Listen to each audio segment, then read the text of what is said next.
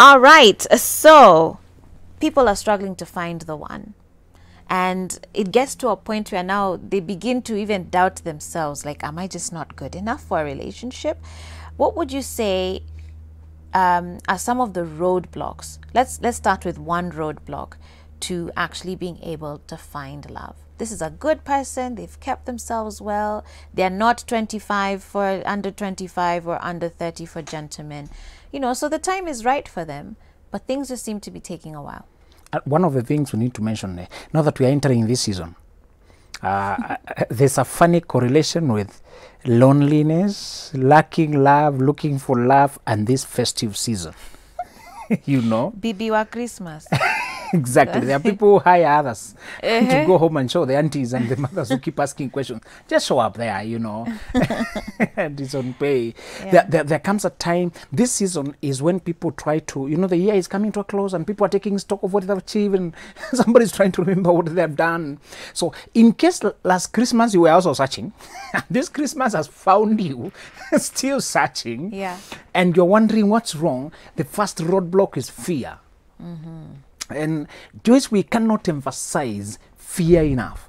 Fear of intimacy, fear of trusting, fear of opening up, fear of being vulnerable, fear of being hurt, fear of being heartbroken again, fear of especially that which has injured you in the past, and instead of unpacking and processing it and healing, you hid it.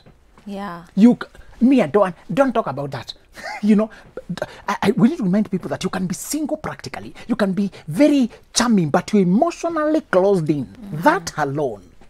Fear of opening up and letting people know. And people pass by, and I told you the funny thing is, when you are very vibrant, and people begin to see you as everybody else. Oh, this lady is such a good colleague at work. Oh, such a good sister, such a prayer partner. Oh, she's such a mentor, mother figure. They see you about everything else. It's not as except romantic. A potential mate. Oh, in no. fact, they come to you for advice on how they can manage their relationships, how their careers can, and you're being given attention, but not the attention You're you like, wanted. I'm here. Look at me. Exactly. Even a guy whom you thought you were flowing is coming to consult you about his funny relationship. Imagine. And going on. Do you remember that funny story when you were in a high school campus? The pretty girls were always in company of another less pretty girl who acted as a bodyguard. And when the boys are trying to come to the one, she's the one who is defending her. You have to go through that one to reach this one. In life, you can play that unenviable role of being the way to the ones who are being wanted. And you are thought in the market. The problem here is you are afraid of being seen as available. And one of the things I told you is, once flip your mind.